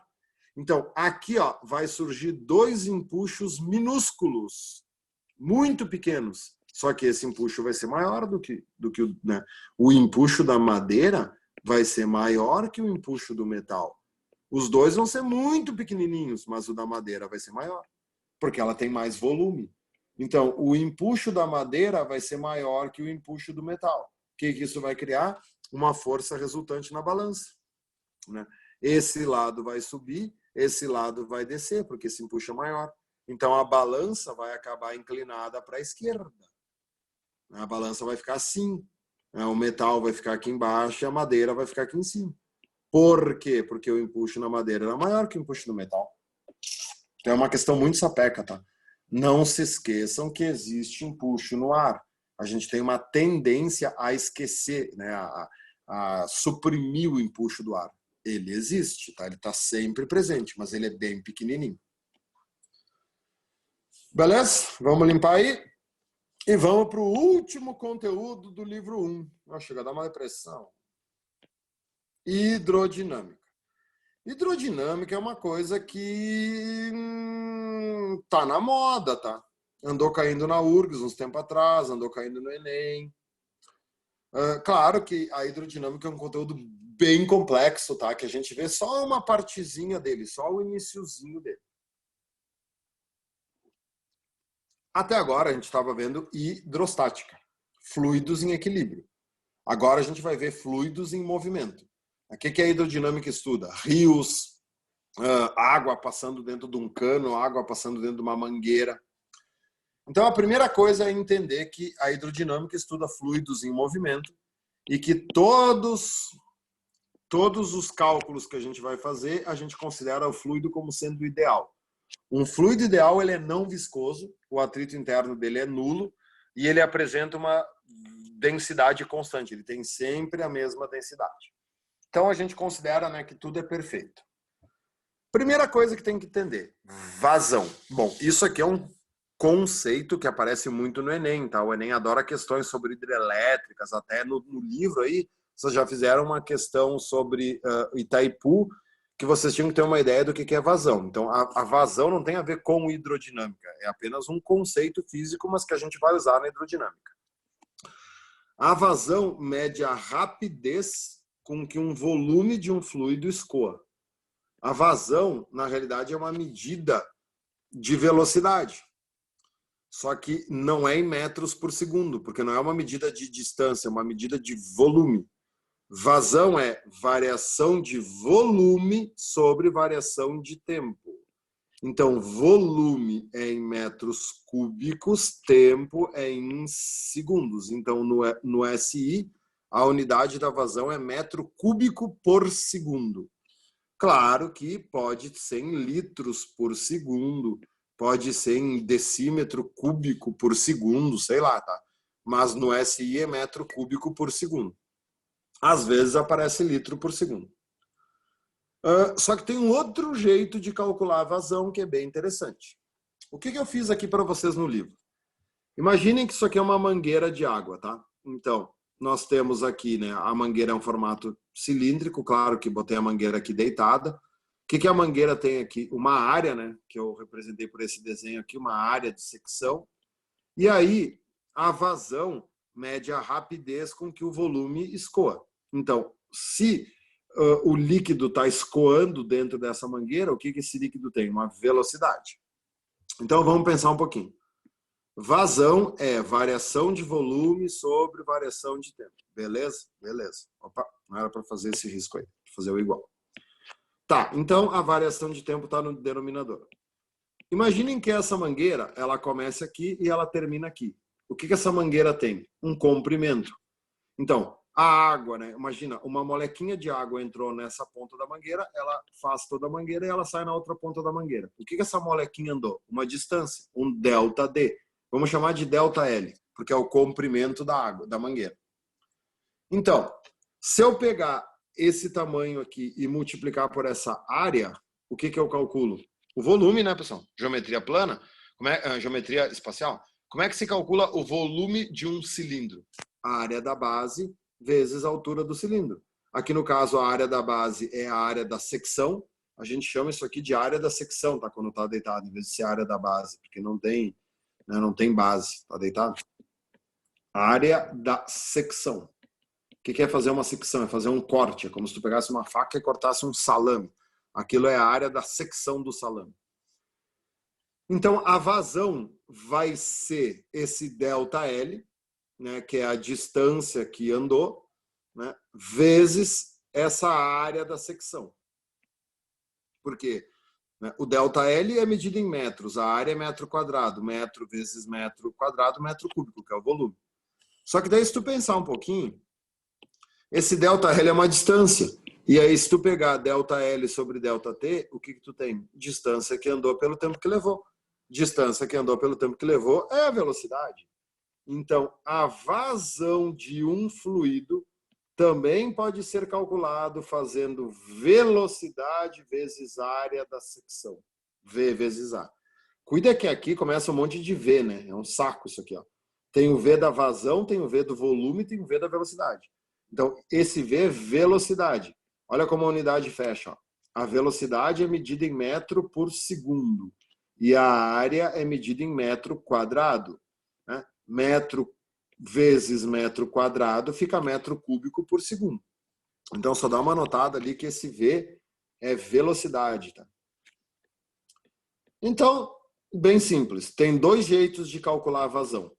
Ou tu faz volume sobre tempo, ou tu faz velocidade vezes área da secção. Agora vamos para a parte técnica. Equação da continuidade. Imaginem vocês que vocês têm um tubo e esse tubo tem um estreitamento. Esse estreitamento é aquilo que tu faz quando tu bota o dedo na ponta da mangueira para a água ir mais longe quando tu está regando uma planta ou lavando um carro. Então, tu imagina que aqui nesse tubo tem um fluido escoando. E que esse fluido vai chegar aqui e ele vai encontrar um estreitamento, né? Ele vai diminuir a área da secção. Então, a gente chama aqui de área 1 e aqui de área 2. A área 2 é menor que a área 1. Aqui, nós temos a velocidade do fluido na parte grossa. E aqui nós temos a velocidade do fluido na parte fina. O que vocês têm que pensar? Quando vocês botam o dedo lá na ponta da mangueira e vocês restringem a quantidade de água, por que tu acha que aumenta a velocidade? Por que a água começa a esguichar mais longe? Cara, quando tu botou o dedo lá na ponta da torneira, alguém foi lá e mexeu na torneira, fechou a torneira? Não. Se está saindo da torneira 1 litro de água por minuto, vai continuar saindo 1 litro por minuto quando tu botar o dedo? Sim. Então, o que diz a equação da continuidade? Sempre que um fluido encontra um estreitamento, ele aumenta de velocidade. Pode anotar isso, ó. No estreitamento,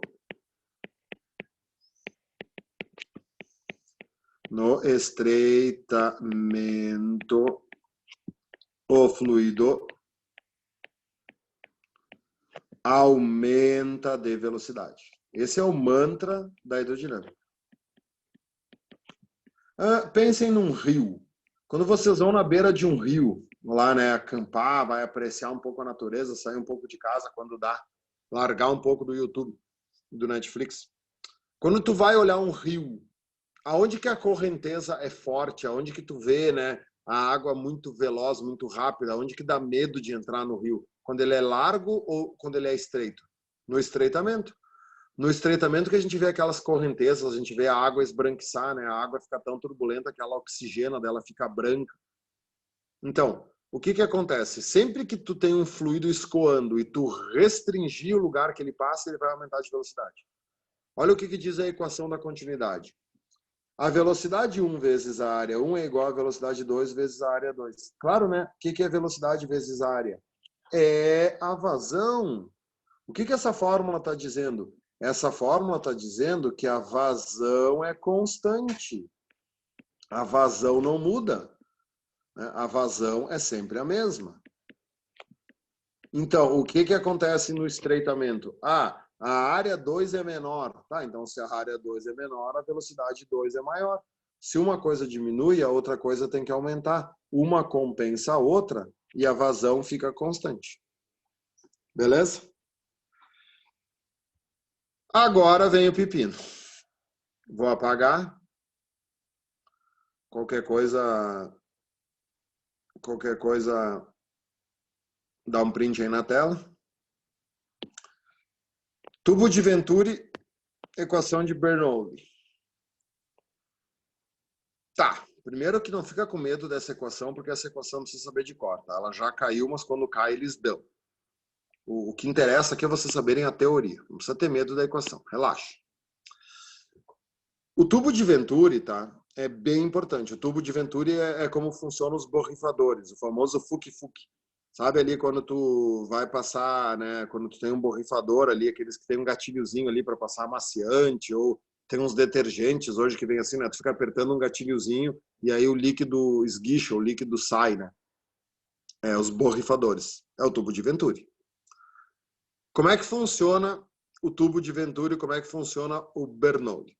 Funciona da seguinte maneira. Aqui vocês têm uma parte grossa e uma parte fina, né? O estreitamento. Então, vamos fazer de vermelho aqui. Ó. Aqui tu tem um líquido escoando. Né? Aqui vai ser o V1, que nem antes. Quando chega aqui no estreitamento, o que a gente já sabe? Aumenta de velocidade, não preciso repetir. Aqui vai ser o V2. Isso aqui é o estreitamento, né? Então aqui nós temos a área 1 e aqui nós temos a área 2. A área 2 é menor que a área 1. Nós já sabemos o quê? A área 1 é maior que a área 2? Beleza. Então a velocidade 1 é menor que a velocidade 2. No estreitamento a velocidade aumenta. E aí tem uma experiência bem legal de fazer, que é o que acontece no fuque-fuque. Imaginem vocês que eu pegue um copo com água. Vamos usar o que vocês já sabem da aula passada, tá? No laboratório de física a gente faz assim, ó. Eu pego um copo com água e aí eu faço um furo aqui no tubo e eu coloco um canudinho aqui assim, ó. Posiciono um canudinho aqui assim, tá? E aí eu faço a mesma coisa aqui no estreitamento. Eu faço um furo e boto um canudinho aqui num copo com água. E aí a gente usa isso aqui com ar, tá? O tubo de Venturi é feito com ar. A gente liga um ventilador aqui, ó, não precisa copiar isso, tá? E o ventilador começa a soprar ar aqui para dentro. O que a gente sabe? Que quando chega aqui, né, no estreitamento, a velocidade do ar aumenta. E aí, gurizada, quando a velocidade do ar aumenta, a água começa a subir por esse canudinho aqui e começa a passar aqui. E começa a pegar aqui. O copo aqui fica vazio e o copo aqui, né? Aqui assim, ó. Se tu deixar o ventilador ligado, toda a água que tem dentro do copo vai sair pelo canudinho. E aqui não acontece nada. O que a gente sabe, né? Do que a gente estudou antes? Quando que a água sobe num canudinho? A água sobe no canudinho quando existe diferença de pressão. Para a água subir, a pressão dentro do canudinho tem que diminuir, que é o que a gente faz quando a gente bota a boca e chupa. Então, qual é a conclusão dessa experiência? Eu já vou te explicar por que isso acontece, tá? Mas qual é a conclusão que tu tem que entender dessa experiência? O que acontece com a pressão aqui? Nada. A pressão nesse ponto e a pressão fora, né? Essa pressão fora, que é a pressão atmosférica, e a pressão desse ponto, continua igual. O que acontece com a pressão aqui dentro? Tem que diminuir, né? Porque a pressão fora fica a mesma. Para a água ter subido, a pressão diminui. Então, o que se descobriu? Que é ao contrário do que muita gente pensa. Quando o líquido aumenta de velocidade, a pressão aumenta. Não. Quando ele aumenta de velocidade, a pressão diminui. Essa pressão não é a pressão dinâmica, é a pressão estática. Então, a pressão do ponto 1 é maior que a pressão do ponto 2. Quando um fluido aumenta a sua velocidade, sua pressão estática diminui. Quando vocês apertam o gatilho do borrifador, vocês fazem o ar acelerar, vocês aumentam a velocidade do ar. Todo mundo já abriu um borrifador e viu que tem um caninho, né, que vai até lá embaixo para puxar o líquido. Cada vez que vocês apertam o gatilho, vocês aumentam a velocidade. Quando vocês aumentam a velocidade, a pressão dentro daquele caninho diminui e aí o líquido sobe. Por isso que o borrifador funciona. Olhem essa equação, tá? A pressão do ponto 1 mais a massa específica do fluido vezes a velocidade dele elevado ao quadrado sobre 2 tem que ser igual à pressão do ponto 2 mais... Tá. Se tu pensar nessa fórmula aqui, ó, m vezes v ao quadrado sobre 2, o que é isso aqui? Cara, isso aqui é energia cinética.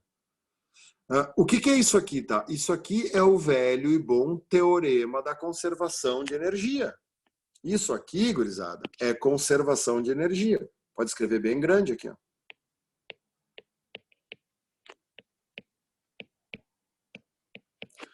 Aquilo que eu falei antes, tá? Não precisa se assustar com essa fórmula. Não precisa saber essa fórmula de cor. O que tem que entender, tá? Quando um fluido anda, eu não vou deduzir essa fórmula aqui para vocês, demora meia hora e não é o caso aqui, tá? Não precisa saber isso, tá? Quando um fluido anda, ele tem duas energias. Ele tem energia potencial e energia cinética. A energia potencial aqui é representada pela pressão e a energia cinética é representada pela velocidade. Então, o que acontece?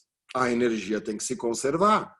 Se quando chega no estreitamento a velocidade aumenta, se essa velocidade aumenta, essa pressão tem que diminuir, porque uma coisa compensa a outra. Se quando o fluido chegasse no estreitamento e a velocidade aumentasse e a pressão aumentasse, tu teria um aumento de energia. E aí para o mundo que eu quero descer, porque tu estaria indo contra a lei da conservação de energia. Então aqui, gurizada, cai pouco, é só teoria. 90% das perguntas é só saber isso aí. No estreitamento, a velocidade aumenta, quando a velocidade aumenta, a pressão diminui. Deu. E essa é a explicação de como é que funciona um avião, tá? Como é que funciona a asa do avião. Aqui, ó. A UFSC que já cobrou isso, o Enem ainda não cobrou, mas uma hora vai cobrar, né? Já que o Enem é física do cotidiano. Como é que funciona a asa de um avião? Por que o avião não consegue voar parado, que nem helicóptero, né? Por que o avião tem que estar sempre em movimento? Porque o avião precisa de vento, precisa de ar passando em cima da asa dele. A asa do avião tem esse formato que vocês estão vendo aqui, né? Um formato, a gente chama isso aqui de formato de baleia. A parte de cima é sempre, né, um formato de parábola aqui, uma coisa arredondada, e a parte de baixo é mais reta. Por quê? A função da asa do avião é dividir o fluxo do ar em dois. Imaginem um avião parado, tá? Então, eu vou desenhar aqui do lado esse formato, né? Tu tá vendo a asa do avião de lado, né? Se chama nervura da asa, tá? Imagina a asa ali parada. O que a gente sabe? Cara, tem pressão em todos os pontos, em todas as direções, em todos os sentidos, né? Tem mais pressão embaixo do que em cima? Sim, mas é mínima coisa, né? Pensa em tu sentado agora. Tu tem mais pressão no teu pé do que na tua cabeça? Sim, tanto é que tu tá sofrendo empuxo, mas o teu empuxo é ridículo, é de 1 Newton, tu não vai conseguir voar por causa desse empuxo. Então, quando a asa do avião tá parada, quando a velocidade vale zero, a pressão da parte de baixo e a pressão da parte de cima são praticamente iguais. E aí não existe diferença de pressão que sustente o peso do avião. Só que o avião começa a acelerar na pista. Aí tu imagina que aqui começa a passar o ar, tá? A asa do avião divide o fluxo do ar em dois. Uma parte do ar vai por cima e uma parte do ar vai por baixo. Se duas molequinhas de ar entraram juntas, as duas molequinhas têm que sair juntas, porque senão tu criaria vácuo e o nosso mundo não aceita a criação do vácuo. Então vamos chamar a molequinha de cima de molequinha 1 e a molequinha de baixo de molequinha 2. Elas entraram juntas, elas saíram juntas. Tá, mas e elas percorreram distâncias iguais? Não. O formato da asa do avião faz com que a molécula de cima percorra uma distância maior. Como é que tu consegue percorrer uma distância maior no mesmo tempo? Aumentando a velocidade. Então, a velocidade da molequinha que passa por cima é maior do que a velocidade do que passa por baixo. O que a gente aprendeu? Quando a velocidade aumenta, a pressão diminui. O avião, ele funciona assim como um canudinho. O avião, ele é sugado para cima. O que acontece com a pressão embaixo? Nada. A pressão embaixo continua sendo o valor da pressão atmosférica. Só que conforme o avião vai pegando velocidade, a pressão em cima vai diminuindo. E aí tu vai criando uma diferença de pressão muito grande. E essa diferença de pressão produz uma força, ela é inclinada para trás e para cima. Essa força se chama RA, resultante aerodinâmica, que na realidade é o empuxo, tá? A UFSC chamou isso aqui de resultante aerodinâmica. É que na aviação isso é chamado de resultante aerodinâmica. É uma força para cima. A resultante aerodinâmica é criada pela diferença de pressão. Essa resultante aerodinâmica é o empuxo. Tu pode dizer que o nome da força que puxa o avião para cima é o empuxo, porque o empuxo é causado pela diferença de pressão. Beleza, gurizada. Essa era a última aula do livro 1. Então, assim, ó, estudem, façam todos os temas, continuem fazendo os complementares, continuem me mandando dúvida. A partir da semana que vem já vai estar disponível lá no curso o livro 2 para vocês pegarem, tá? Valeu, um abraço, boa semana. Quem tiver dúvidas, pode continuar aí na reunião que eu resolvo tudo. Valeu, tchau, tchau, obrigado.